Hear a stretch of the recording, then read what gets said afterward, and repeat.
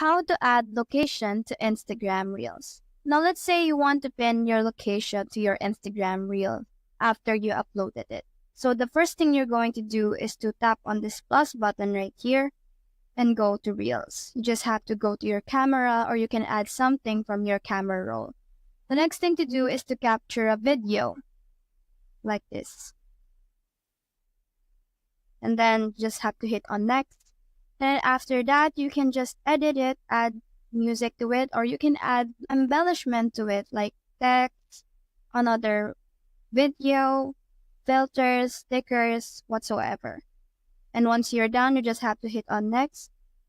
And as you can see, you will be able to add or tag people right here, or add your location, which is right here. So you just have to click on that.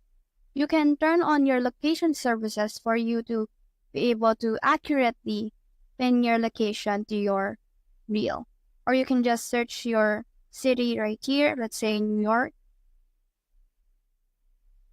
There. Now I have added my location to my Instagram reel. So that's how to add location to Instagram Reels. Hope to help.